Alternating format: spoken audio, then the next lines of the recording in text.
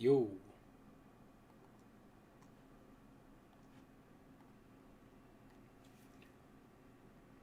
what is going on, everybody? We are live. Hopefully, everybody can hear me okay. Please let me know in the chat if you can. I'm going to show you. We're just going to be slapping on some contrast paint on this giant here, which is like this guy's brother. So, working on the Frost Giant, Sons of Behemoth, Third Party Army. Here's a monkey. Here's a giant. These are the two I got. Bases aren't done yet. Going to be trying out that Green Stuff World Frost paint, which I'm pretty excited to try. So we're just going to mostly be doing this with contrast paint and inks, I guess. And we'll see what we can get going. And hopefully he looks pretty good.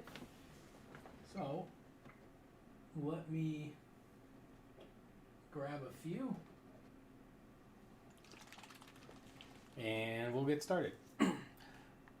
If you are watching, well, let me know in the comments or the chat box that you can hear everything okay.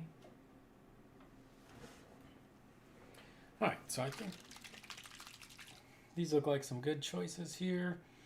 Skeleton Horde, Direct Growth Flesh, Gryph-Charger. I'm going to put on another glove just so the my bright skin doesn't mess with the white balance too much.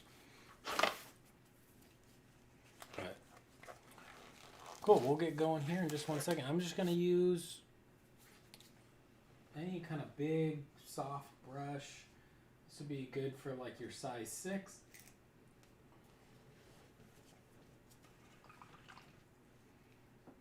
So that's what I'll be going with, is one of these size 6 ghost brushes. This one, a lot of times my paintbrushes that I use personally are ones that are maybe slightly damaged that I can't, sell or ship to my backers. So sometimes my brushes look a little worse than what you would get if you purchased the ghost brushes. Or also I use them quite a bit, so they last a while, but things get worn down. So anyway, let's see what we got. See if anybody's in the chat right now. Looks like somebody's watching, so if you can hit the like button and comment and let me know if you can hear me okay. But everything looks like it should be going good.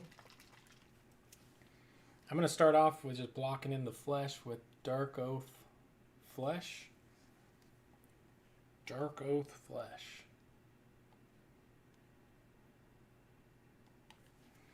And we'll just go from there. So this will be kind of sloppy, but that's fine. The plan is just kind of blocking in some colors so we have somewhere we can go in the future. Plus, on Wednesdays, I like to paint over at a buddy's house. And it's kind of nice to get something started here at home. And then on Wednesday when we're all hanging out, I could just casually, fine tune some of the details. And we're just going to do this probably about 1 coat each color. And all of this is, I'm not looking for the finishing, touch right in one brush stroke, but it actually looks pretty decent in one thing. Hopefully, I changed my camera setup, so hopefully you like that. And maybe it's a little easier to see. I'm working on this Sons of Behemoth Frost Giant Army because I'm not super into Sigmar right now. I wish I liked it, but I don't think it's very good right now.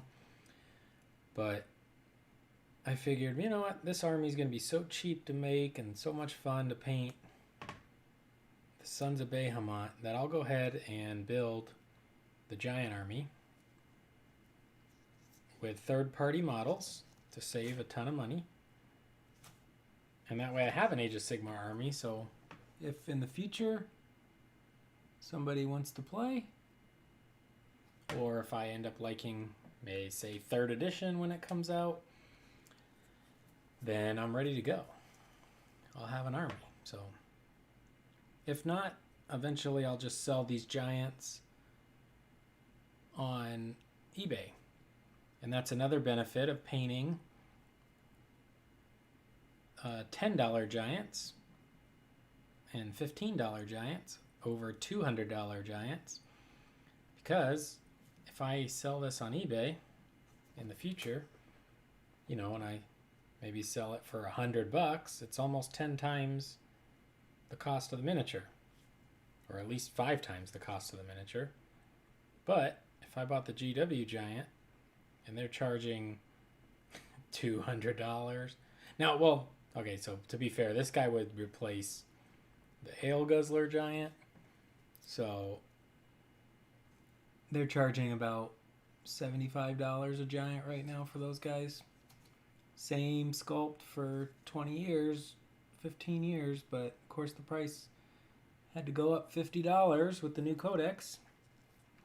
I don't remember seeing that news report saying that old GW kits have to be raised by $50 because they get new rules to stay up with inflation, this imaginary inflation that GW prices on.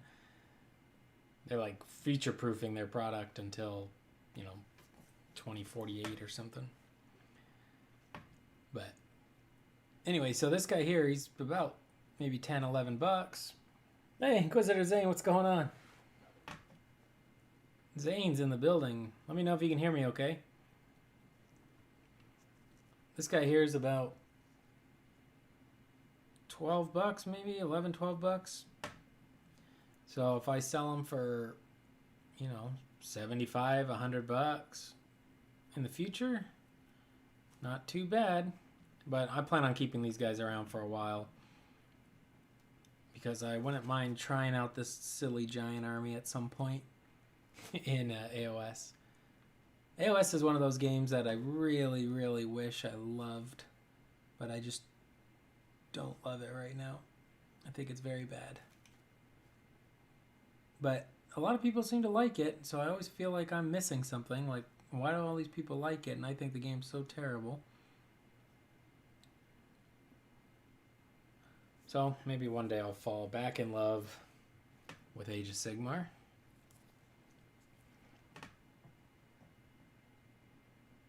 I've been doing good. I've been just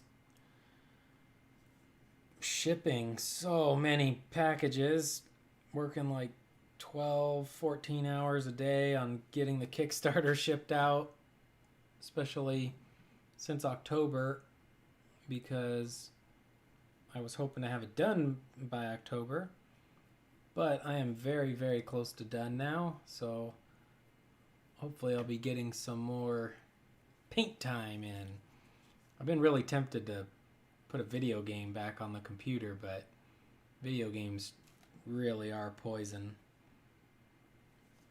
Nothing is less productive than playing video games, I feel like. It's like the ultimate dream killer, wasting your days off playing video games. But at the same time, they are fun. And I've been thinking about, I want to play some Dota 2 again. So we'll see if I put a week or two back in on the computer game. All right, we're going to go over to Skeleton Horde. I'm just going to do this on his beard. I'm hoping to make him kind of a blonde bombshell, like a Zeus.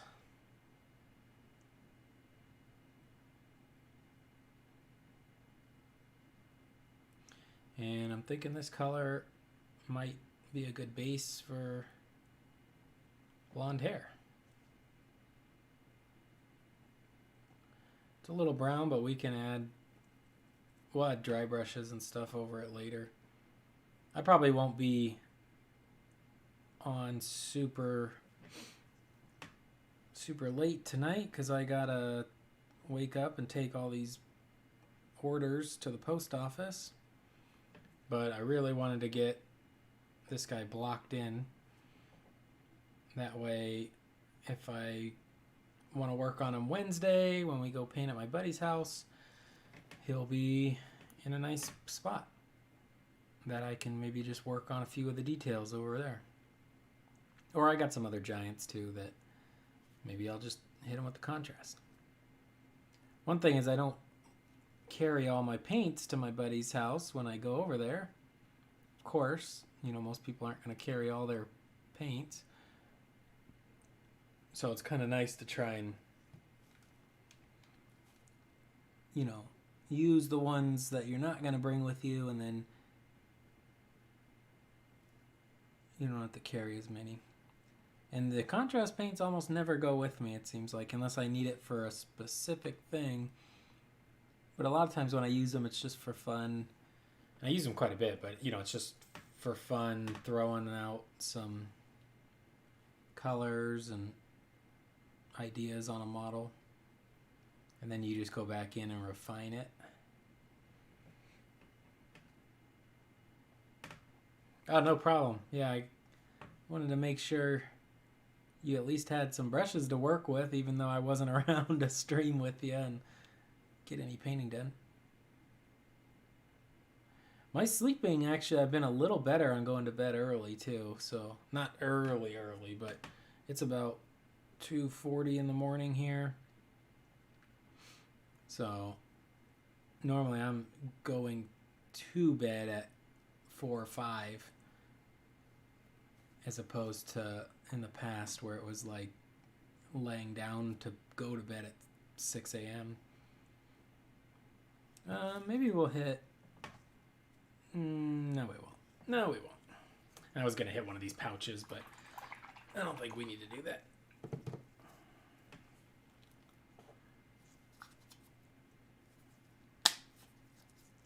Alright, next we'll go to Gryph-Charger Gray.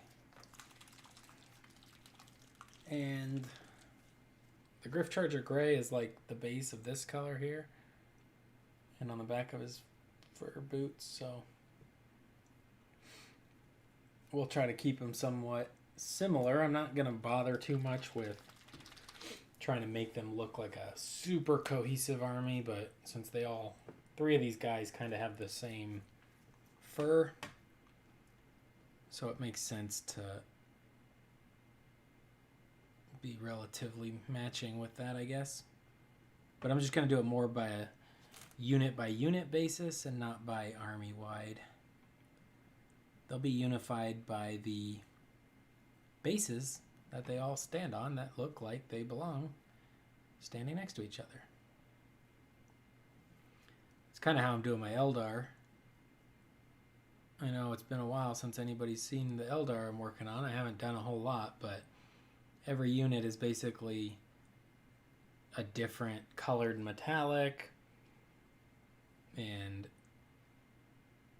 even like the Guardians, there's going to be all 40 Guardians will be the same color, but like they're not going to be the same as the pilots of the vehicles or blah blah blah.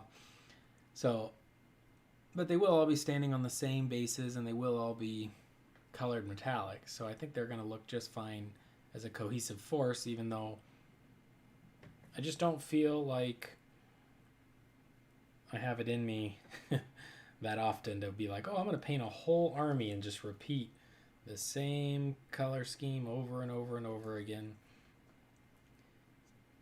And speaking of that, I did just buy a buddy at the game store's AdMech army, and I have a big AdMech army, but he had some of the new units like the Flyers and the Cavalry guys that I don't own yet. So I actually just picked up that AdMech army off of him. So now I got some new units to add in to my existing force, which means I have to go back and do what I don't really love anymore, and that's paint the same color scheme over and over again that I already have done. But I've done it so many times on that AdMech Army, and a lot of the metals and stuff I just dry brush and wash. It's fairly quick, actually. I got it down pretty quick anyway.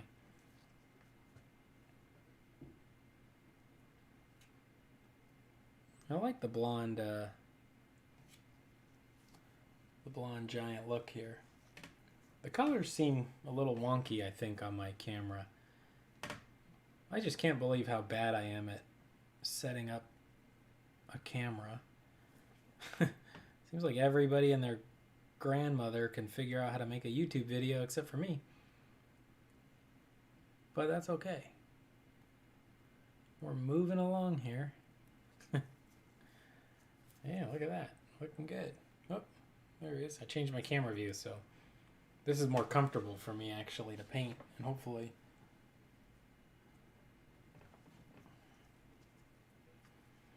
yeah, I guess if you did just decide to switch color schemes and then keep that new color scheme for specific units, that's not a bad idea, like an Air Force detachment or something. Not a terrible idea. I probably will just end up doing the same as I have, just because then I feel like I could, you know, basically speed paint that new stuff whenever I'm not even in any rush to get it painted right now, but basically when GW announces the Eldar Codex or the AdMech Codex, then it's go time to finish up a bunch of units and get ready to actually try out 9th edition, because right now I could not care less about trying to play 9th edition with 8th edition books.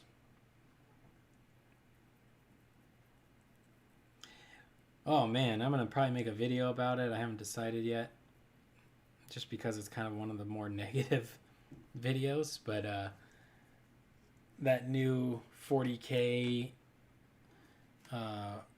Battle of Chardon or whatever book is the most cash grab nonsense. Just, oh, it was so disappointing to see that in the GW preview. It's like, when they came out with Vigilus and Psychic Awakening, it was like, oh, okay, this is some cool stuff to add to your army, I guess. That maybe your army book has been out for a year or two, so here's a way we can, you know, give you a little bit of an update to your codex without having to wait for the full new codex release. Still cash grabby, but you know, there was some value to it. But this new one, they're literally showing that, oh, this new campaign book has rules for Dark Eldar, and then in the same preview show you that the Dark Eldar Codex is on the way. So they're telling you, this will be repeated in my video when I make it, they're telling you, we made these rules for the Dark Eldar, but you have to spend an extra $50 because we put it in this book instead of your codex. But they've clearly been both written, you know, similar time frames. Just ridiculous, it seems like to me. All right, we got those looking good. Let's see, what does our giant have? Looks like he's got blue. All right, let's do some blue. Chaucer blue.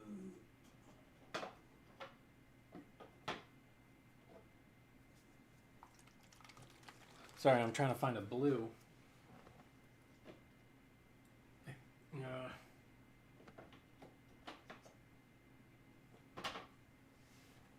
There we go. I want to try this one. I don't know if I've ever used it. The Ultramarine blue.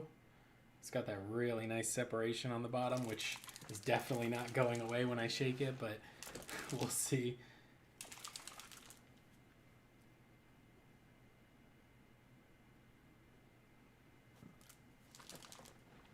Yeah, it'd be interesting if it was just armies that weren't getting their codex for a while, you could be like, oh, maybe they're just giving them a little boost again until they get their codex.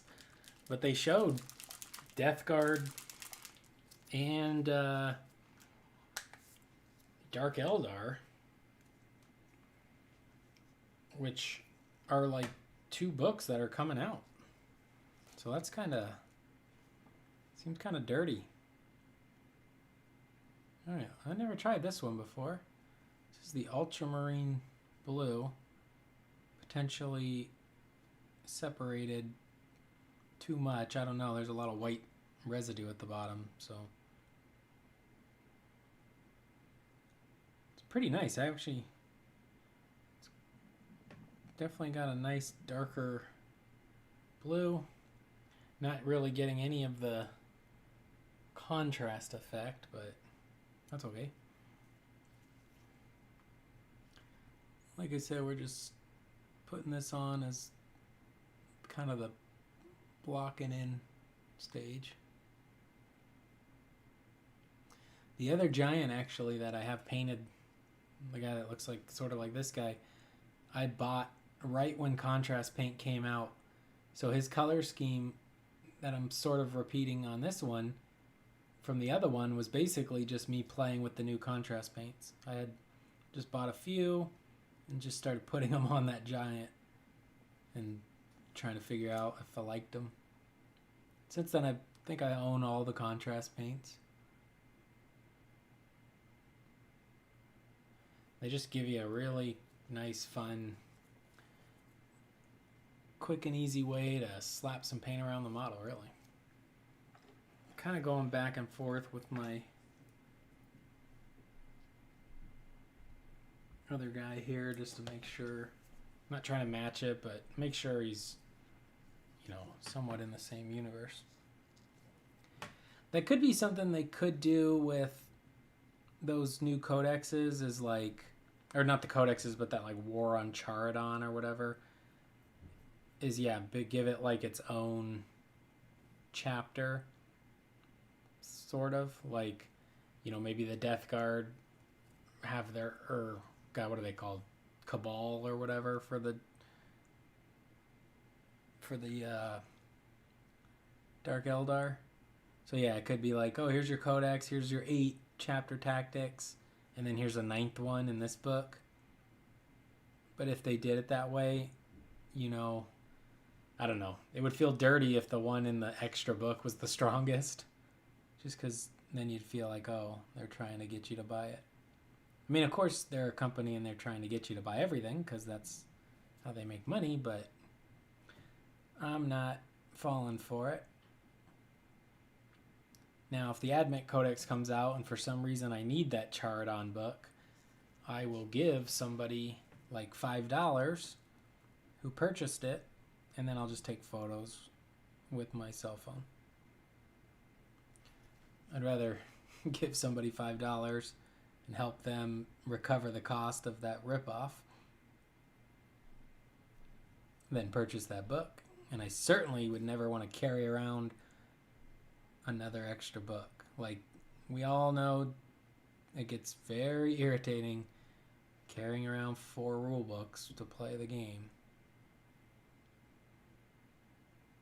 It's really nice right when your new codex comes out and your updated points are in it, and then maybe you got to deal with the FAQ, but it's always nice.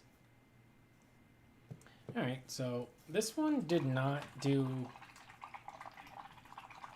I feel like, really anything of even remotely like contrasty. Maybe because it's so dark it doesn't want to settle in, but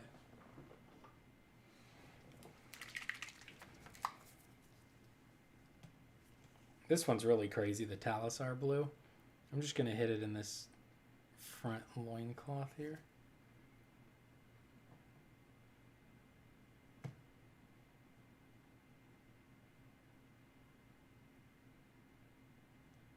We'll decide later if we want. I mean, we're definitely not going to leave it that blue, but I got to be careful. I'm going to knock over a paint with this guy's axe because it's swinging around over there by the lid.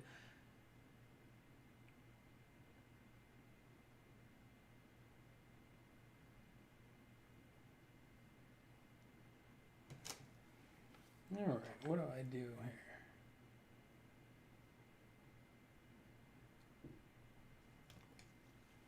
And I think we moved to some sort of brown.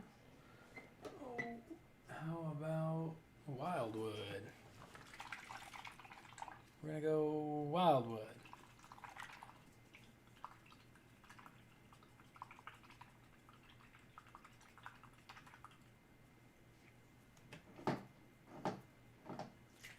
Yeah, that could be cool. Like, open up a new, even like a new craft world or something, or some offshoot of a craft world, like when they get to the Eldar.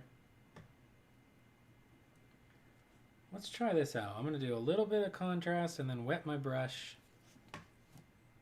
because this one's another really dark one. Wet my brush and push it around with just water.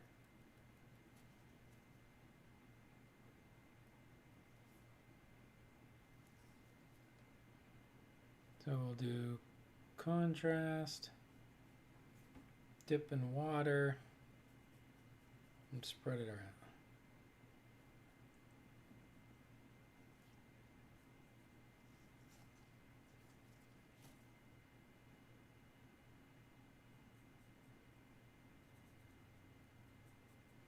That's kind of nice.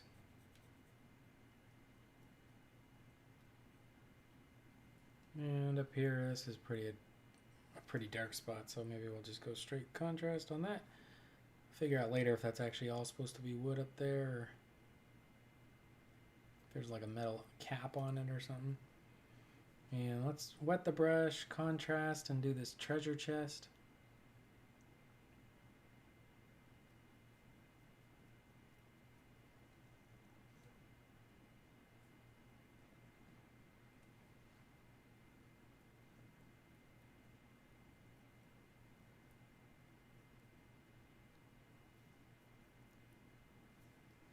Have you had a chance to play any 40K yet, Zane?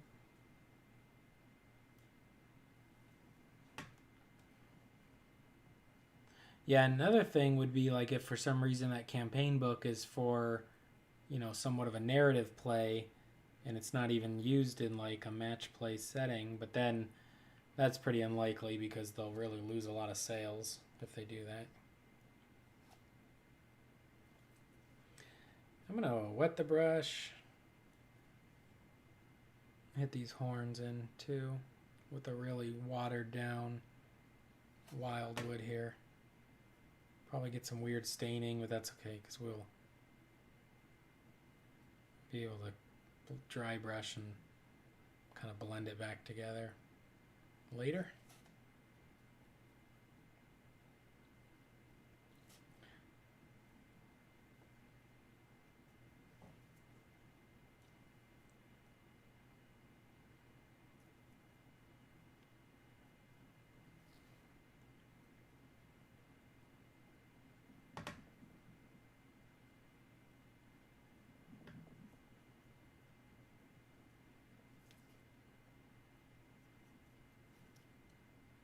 All right, that's cool.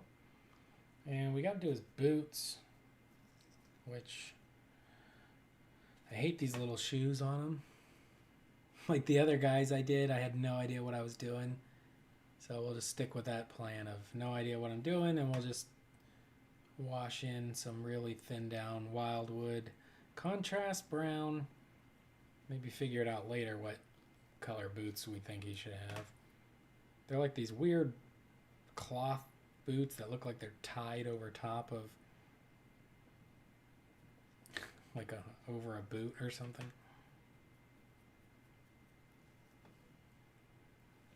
Oh, don't want to miss underneath the horn there.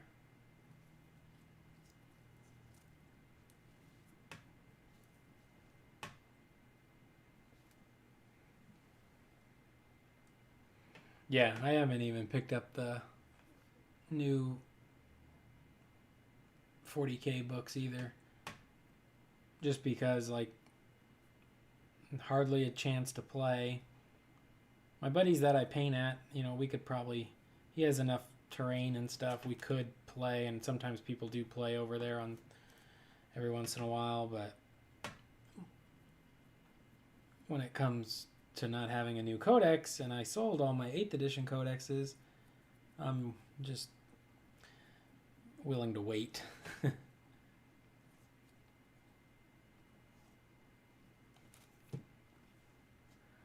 You know, I think we'll actually just continue to block in with this brown color. Just because it's a good dark. That way we can just highlight on it later. And we can use different browns when we highlight.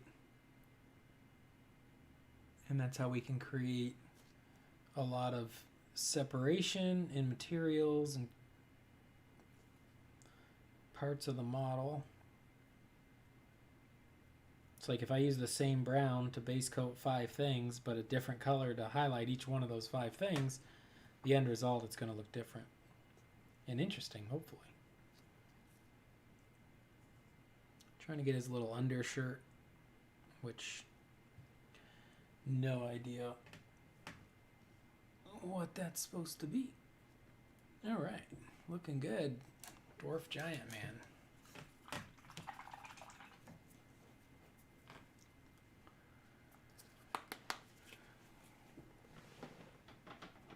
I guess I'll probably go ahead and put in some of these metallics. We got Jet Exhaust, one of my absolute favorite metallic paints, especially for base coating because it's a really nice dark silver.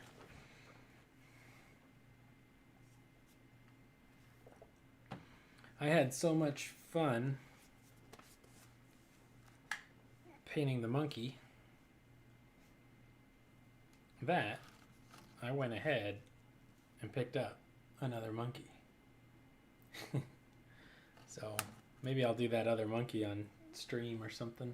I'm gonna try and do some more dry brushing videos for the Kickstarter people. This guy here has some stuff I'll dry brush. Maybe I'll just make it into actual videos. I should be using probably a crappier brush here and just scrubbing in these metallics just for speed. I might, but I'll just stick with this one for now, I guess. Although this is a pretty nice size 6 here.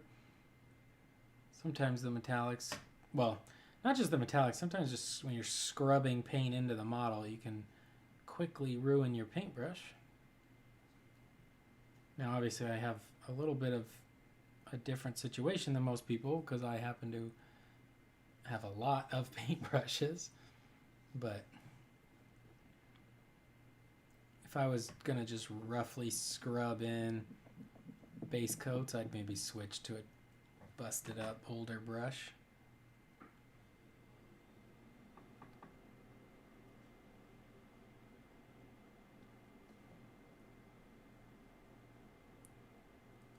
Yeah, I haven't heard anything on Adepticon 2021.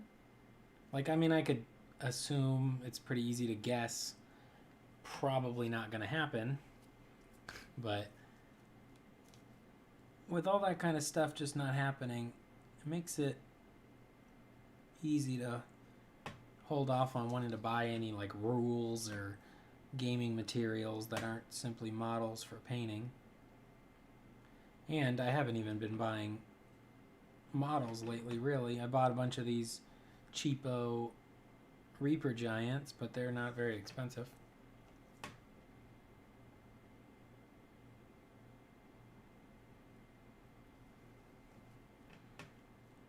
I'm just trying to be a little careful around the face, but any of this here can be cleaned up, obviously.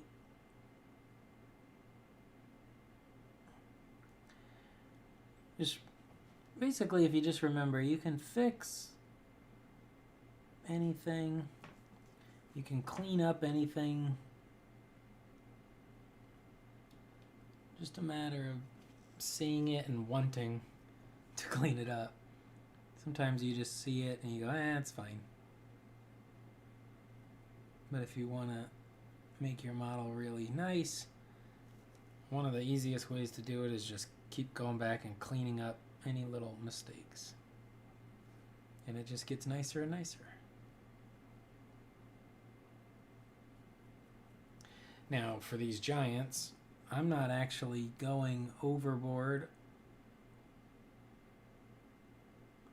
Like, I'm not trying to, they're going to win the Golden Demon, or something like that. Obviously, I'm not at that level anyway, but they're just my army for fun. If I fall in love with Age of Sigmar, I can always go back and put some better highlighting and stuff onto them.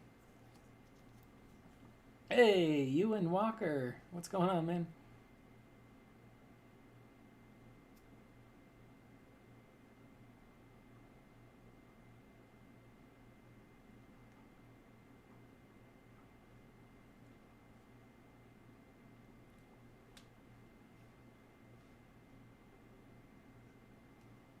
Oh, that's awesome. Thank you so much for backing the project. I really do appreciate it.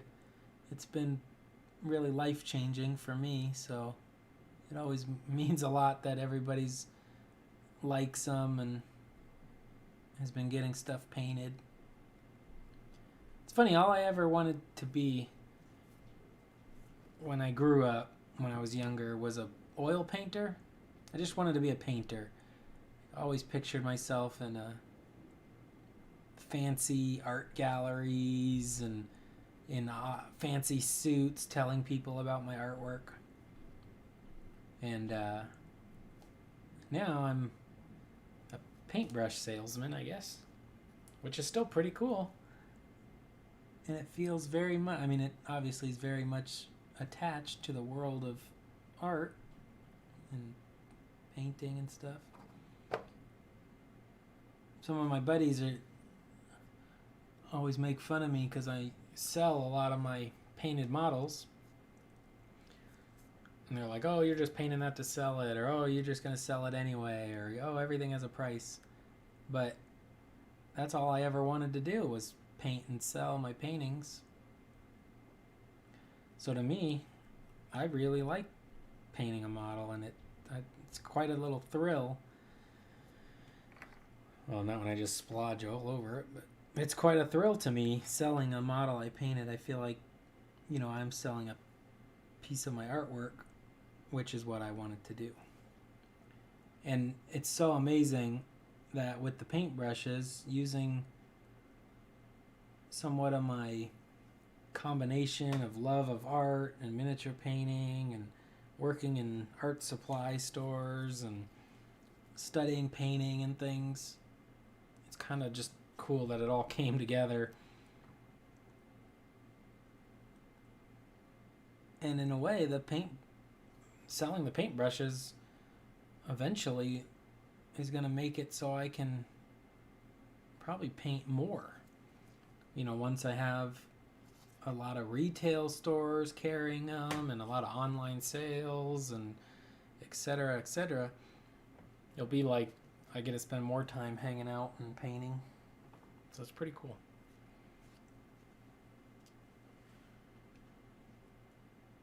Looks like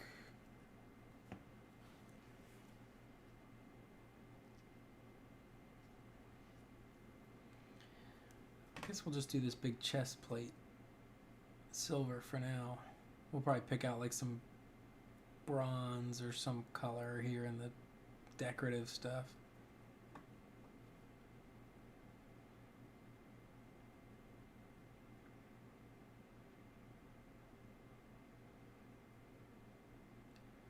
Yeah, and I have during all of this too, I'm always learning about like minimalism and alternative living and different things that people do around the world. So it's not like I'm rushing out to spend all my money on all these fancy things. I'm really trying to live below my means, and then that'll help ensure that the paintbrushes can, support me longer than if I rushed out and bought a bunch of fancy clothes and a car and stuff like that. Although, like Zane, I have been eyeballing the 3D printers as well. I don't have room for it right now in my little crappy apartment, but I've definitely been eyeballing the 3D printer. I don't know if the stream just stopped. Let me know if the stream just stopped. Did we just have a technical difficulty there? But what I was saying is I'm looking at doing the 3D printer as well, because if I want to paint a model that I'm going to end up selling, it'd be cool to just, pick like the exact model you feel like painting, printing it up, and getting it painted. Although I'm still not sure that's really cheaper than just picking up like a Reaper Bones model. But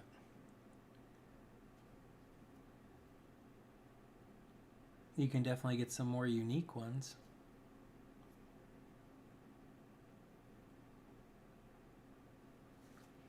Alright, I guess we'll just paint everything. Basically everything's just getting painted silver. I put a bunch of silver in my cup, so we'll use it. I don't know what these hanging things are. Like, are they metal? Are they decorative leather? Not sure.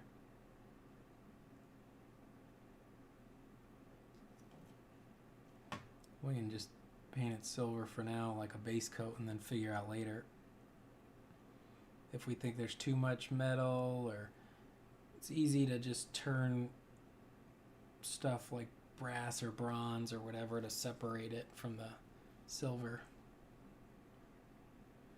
So that's always an option.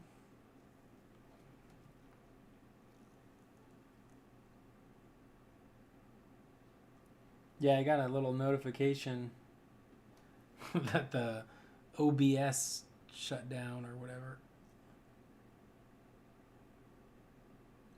So I'll probably cut out the part where I was talking about looking at maybe getting a 3D printer. If you're looking to get a 3D printer, Zane, I know Black Friday, that Anycubic brand has sales.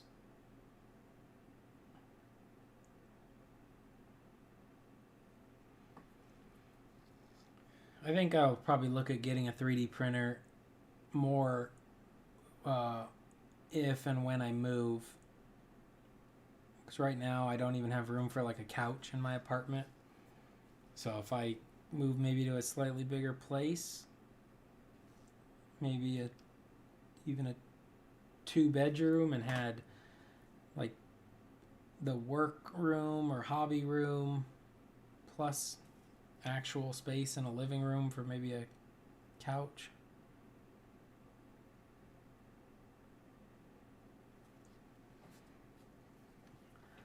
Then I might look at getting the 3D printer, because I'll have room to have it, permanently set up in a area or closet or something.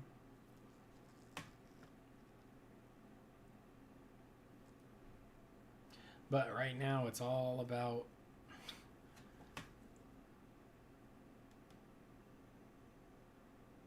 selling extra crap and downsizing.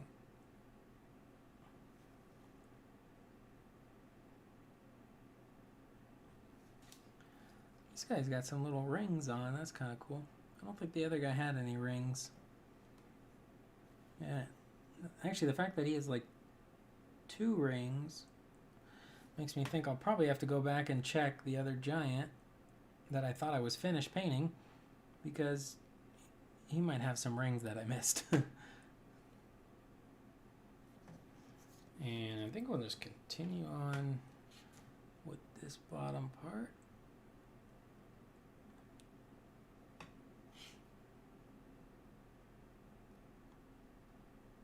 Yeah, so in the last week or so, I got monetized So I'm sure it's been extra annoying for everybody to have to watch the little videos, advertisements, or the pop-up ads.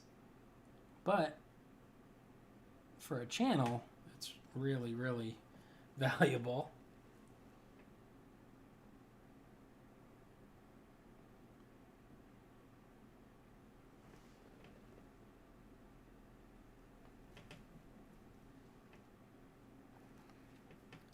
Yeah, the Anycubic, it seems like they've kind of... I'm going to rinse my brush. Wow, I haven't actually rinsed my brush in a long time. That's how you destroy brushes as well, is you just forget to ever put moisture back into them. Oh, it looks like it's held up pretty good. It seems like, yeah, that Anycubic, I don't know if it's just because I get the Facebook ads or what, but it seems like they've kind of risen to the top as the most popular name brand 3D printer for like the miniature world. At least that's how it seems so far.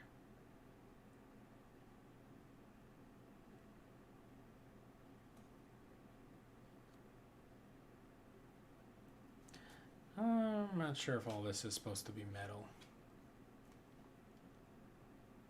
Probably not. But it is for now.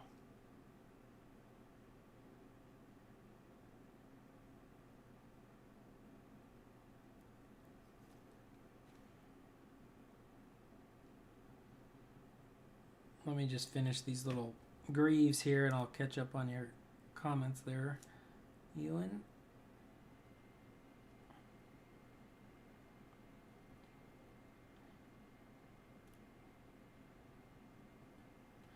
Yeah, I think one of my friends has one of the PLA 3D printers or whatever. I don't know what it's called, but like the one that's more similar to like a plastic hot glue gun. And it's really handy when we play games that he can print out like little player dashboards and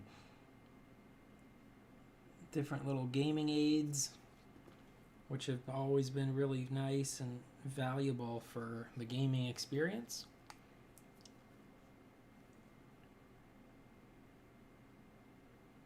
So I could definitely see the value in those too. From a money-making standpoint, I feel like I don't know what's the best way to go about it, but basically I think if you made like a 3D printed like a terrain building and then made like a master mold of your 3D printed terrain and then cast, you know, the buildings in some kind of cheaper material that you didn't have to run the printer. You could just have it drawing in on your balcony or whatever. Then terrain always goes for some good money. You could sell it off and pay for your printer and probably just one or two pieces sold. Or paint the terrain and sell it, and then you could really recover your money for the printer very quickly.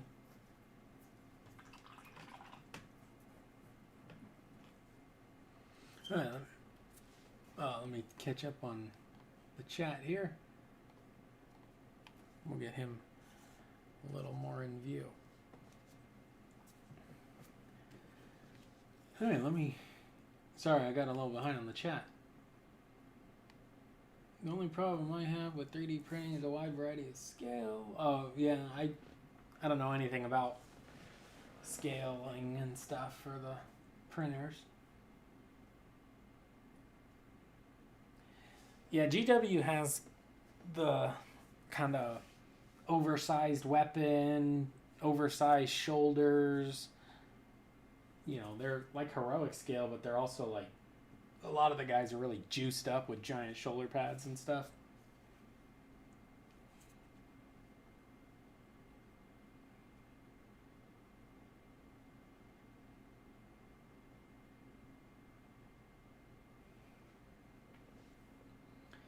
Yeah, I don't. With the Elgoo and the Anycubic for setup purposes, I don't know anything about it actually. I'm very out of the loop on 3D printers, so I'm not really sure.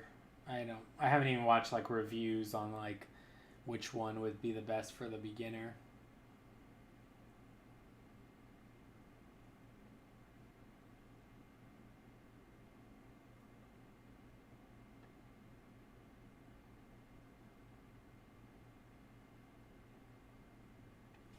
Yeah, finishing my backlog before I got a printer would mean I either have to sell a lot of stuff or I'm never getting a printer because there's no way I'm finishing this backlog in my lifetime.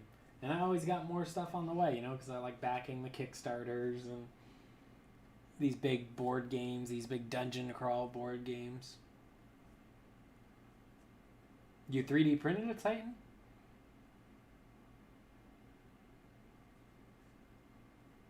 Or you painted a Titan?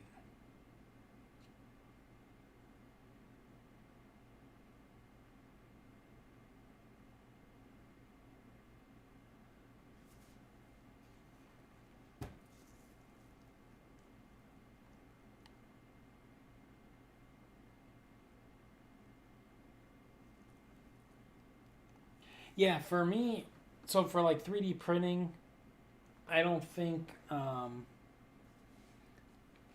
Oh, I'm not sure. Hold on, I'm trying to figure part of this guy's thing here. What the heck? That stream software's never shut off like that before, and now it's done it twice.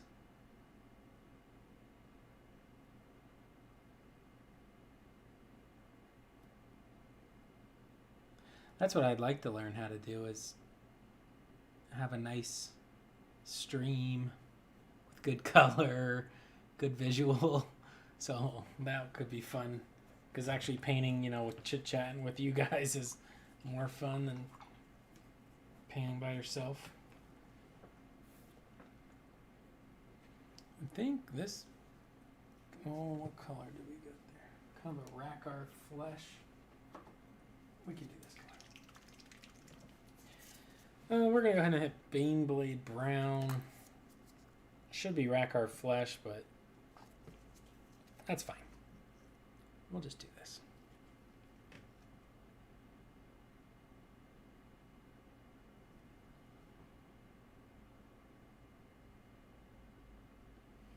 But yeah, for my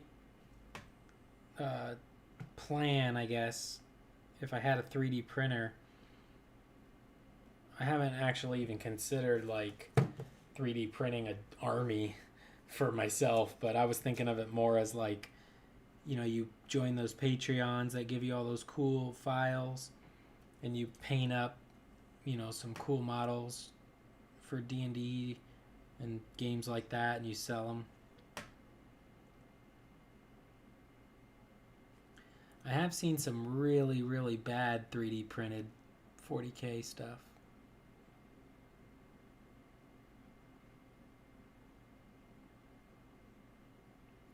The people too, they're always, a lot of times you see people who like, if they 3D printed their army, it looks so bad, but they're like so proud of it because they're like, oh, this only cost a nickel or whatever.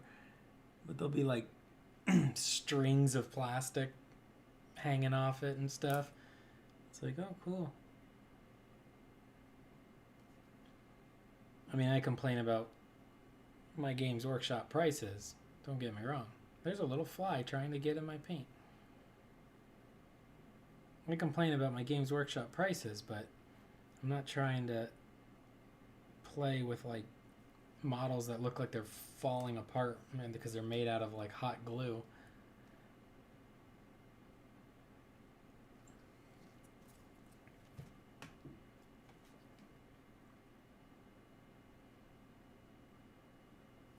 I tell you though, GW really has lost a lot of money from me by their aggressive pricing that they do nowadays. Like when the new AdMech unit, when the new AdMech transport came out and it was $70, I bought 0 of them. Whereas if it was maybe $50, I probably would have bought 4 of them. You know, to make a couple of the new tanks and a couple transports. Okay, I am being attacked by a fruit fly, which is super irritating.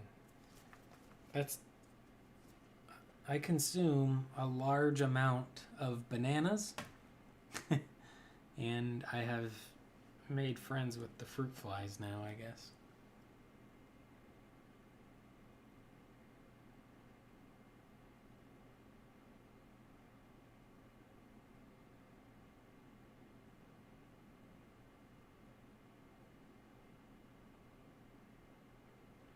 Yeah, for me, for like 3D printing, I would like it to be as simple as open the box, plug it in, hit play, hit print, and something cool happen.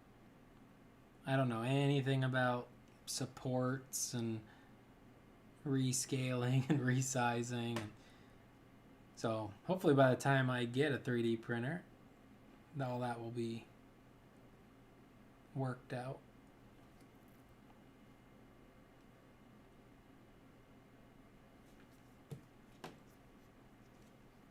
I'm surprised that this character's axe has not knocked over one of these pots of paint yet.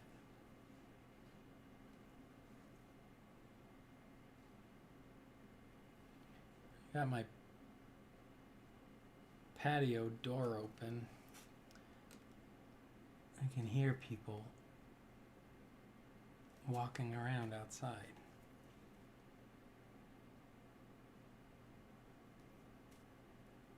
So maybe I should close my patio door.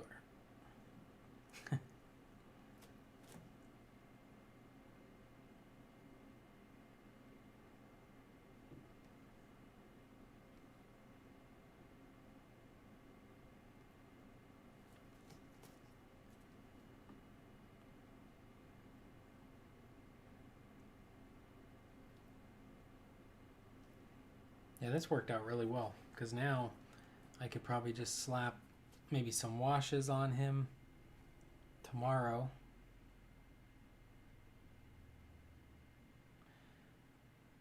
And then Wednesday, work on some highlights, and he'll be basically ready to go, depending on how much I want to highlight him.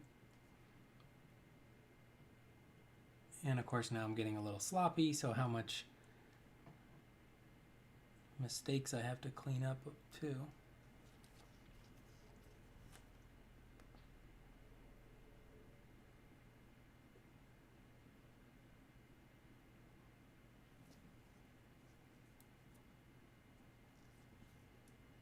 Yeah, we'll go ahead and paint under here, I guess. It'll end up just being a dark neutral when we're done, but just in case somebody sees under here, may as well roughly put some color down.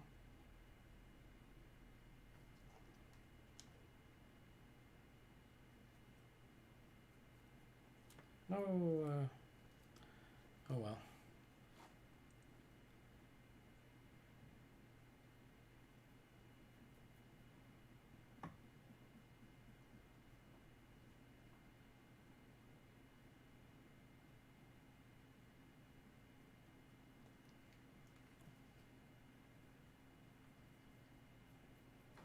Yeah, I was looking at also for Black Friday, looking at the idea of maybe picking up like a GoPro. I'm not sure they're ideal for like streaming or anything. I know you can use them for it though, and it might be an improvement on what I'm already using.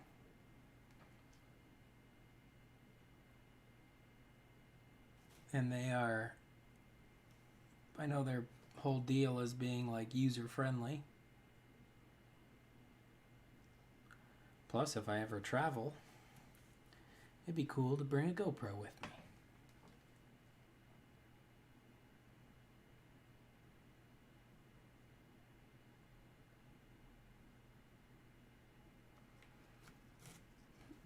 Oh yeah, print me a couple of those AdMech transports as well. I'm not paying $70 for a 70-point transport. And actually, so I just bought an AdMech Army Alpha guy, and it had one of the little transport tanks, but it's built as the tank version. And then the two of the airplanes, which I really was happy about, because those airplanes, I mean, they charging $100 airplane now. Like, come on, it's more than the Storm Raven. It's not anywhere near the size or anything. And they're like, oh, $100, of course.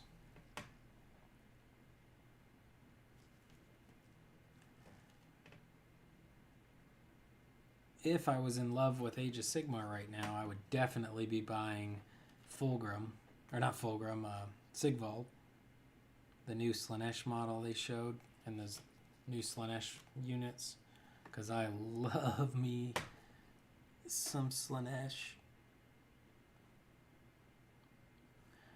But since I don't really play Sigmar, I guess I just get to wait and see. I'm excited though if AOS 3 comes out this next year. If the rules get shooken up and if the game feels like it's better. Because I've always kind of been more of a Warhammer Fantasy Battle player than a Warhammer 40k player. I mean, I started with Eldar, but I'd say the majority of my gaming back when I was younger was my Dogs of War and Empire army. Even I had a High Elf army too. And then AOS is what got me back into the hobby. But 8th edition 40k was so much better than the direction that AOS ended up going, I felt. Cool. I think this guy's pretty good. And he's just roughed in for...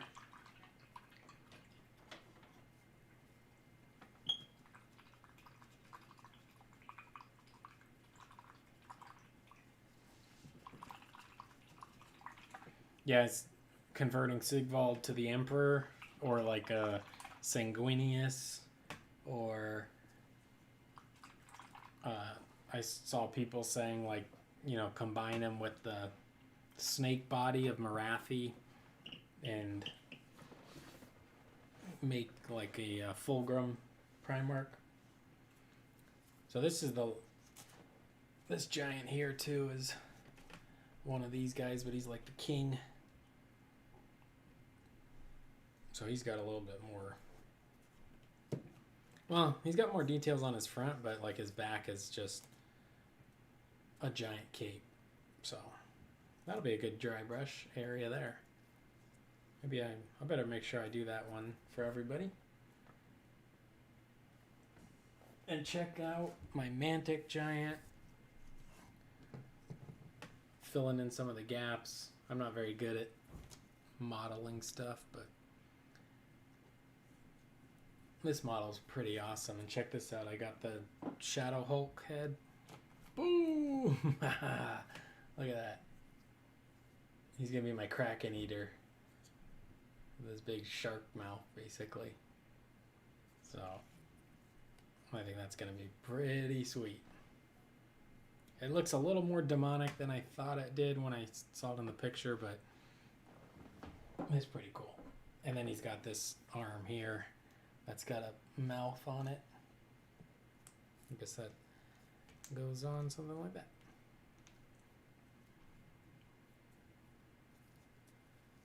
But yeah, this giant, he was $40 on eBay, and I'm pretty sure, according to the pictures, he's actually stands taller than the new GW Giant. And I bought the Shadow Hulk, who's $40. He was $40 on eBay. The normal Giant here, he's $40. And usually the Frost Giant and the Shadow Hulk are like 50 or 60, but on eBay, you know, you find a deal. And it came with the full Giant kit and then just a bunch of resin upgrade pieces for the Shadow Hulk, you know, that head and stuff. And here's another Here's a fire giant. Got him primed up. So be knocking him out. These giants are pretty fun to paint because they're kind of big and dumb. You know, they got big, bulky details. There's no, like if he has a, you know, a bracelet or, oh, this guy's doesn't have any rings because he's wearing gloves. The other guy's, I see. This guy's not wearing gloves.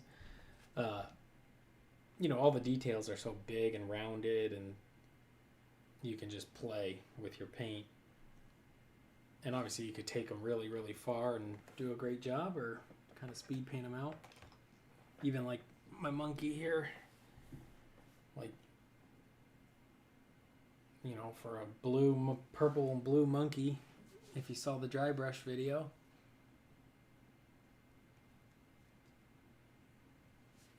The contrast is a little heavier on camera than it is in real life, but I kind of just used a brown wash and reinforced some of the shadows on him, just so he pops a little bit better on the table. Like if you see him from upside down, he looks a little more messy, but from, you know, above, he's, I don't know. It might be a little too brown, but it's fine. He's just a frost monkey. The next one I'll probably do kind of like some brown tones. And yeah, I'm waiting on, this is the big giant's base here. He's got, oh, can't even get it in the thing. So yeah, giant pie plate, and then he'll be on it like that.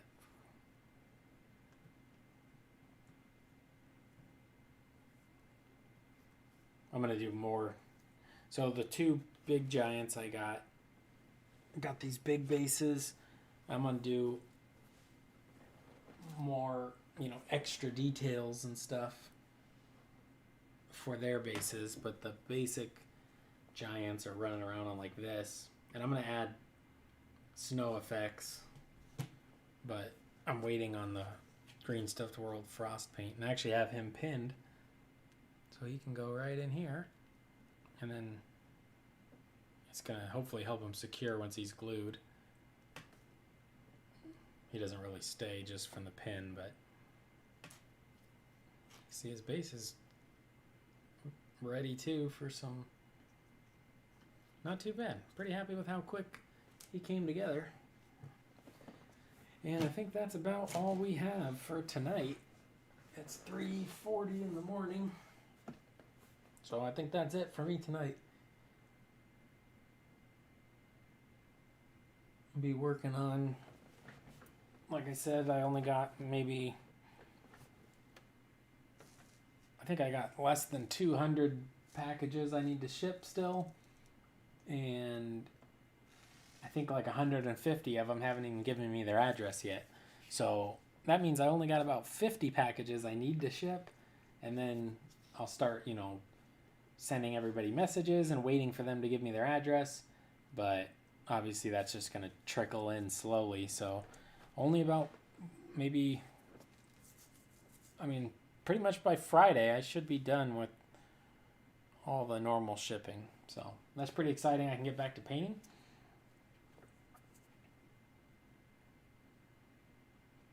Well, thank you. Yeah, I was working on different Warcry stuff and different models, and I've been having fun just bouncing around and trying all this different stuff. And then this Sons of Bahamut army started getting teased and come out, and these like Reaper Bone giants, I had some of them, and I knew there was more that I never picked up, so I ended up buying them all, and they've been pretty darn fun just getting some paint on them, you know, having a good time with it. I'm also working on 40 Eldar Guardians, which I'm trying to base coat this kind of gold metallic on them. That's why my hands are gold. And then they will be hit with the green contrast paint Orc Flesh to make like a green metallic Bale Tan 40 Beltan Guardians.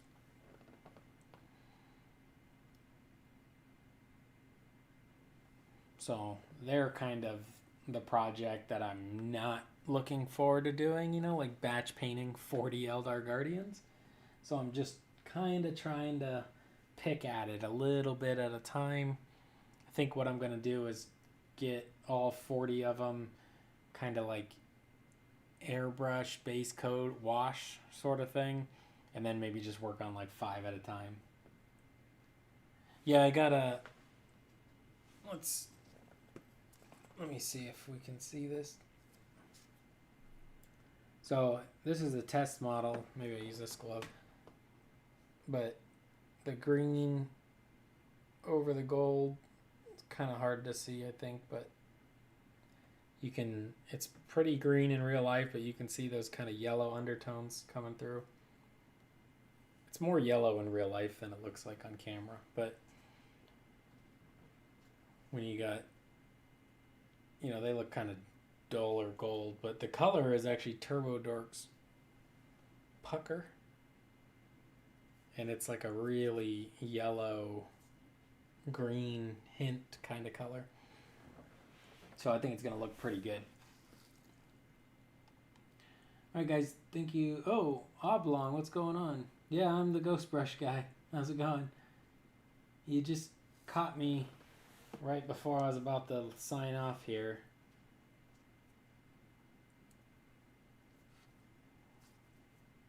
Oh, yeah, that sounds awesome. The Iron Man Ambot.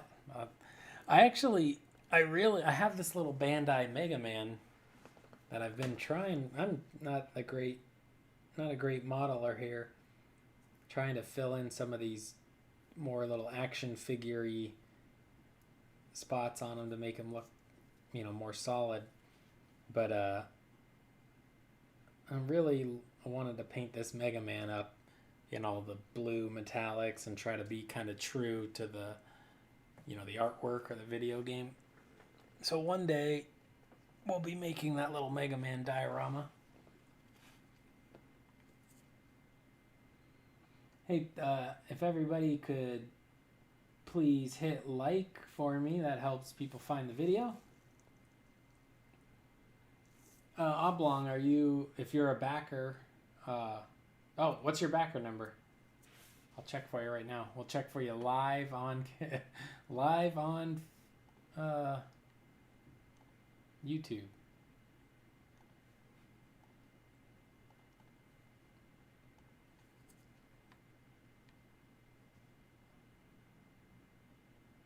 Let me know what your backer number is on Kickstarter, and I will check for you what the status is.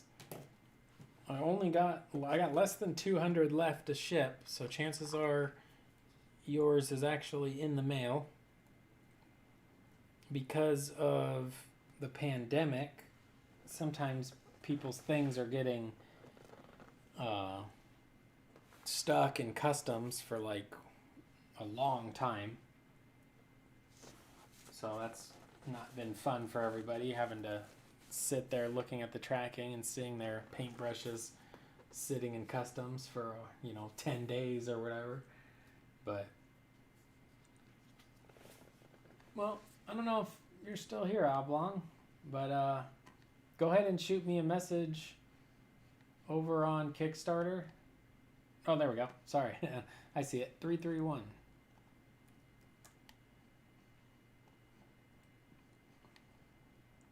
All right. Yours has been shipped. So yours is on the way, but let me check the tracking here.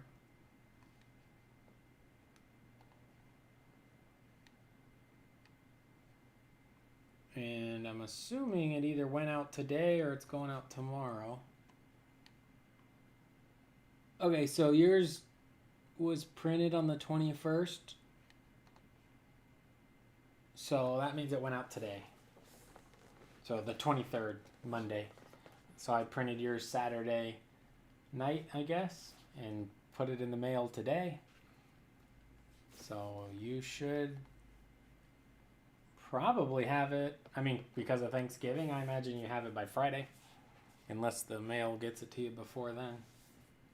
So thank you again so much for all the support, guys. It means a lot to me.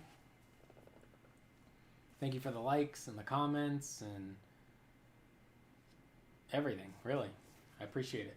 It is almost 4 in the morning, so it's time to brush my teeth and go to bed. Glad we got some painting done tonight, though. It's exciting to be back. Zane, thank you as always for always being here at 4 in the morning to paint with me. Ewan, Oblong, thank you so much for hanging out. We can all hopefully do this again soon.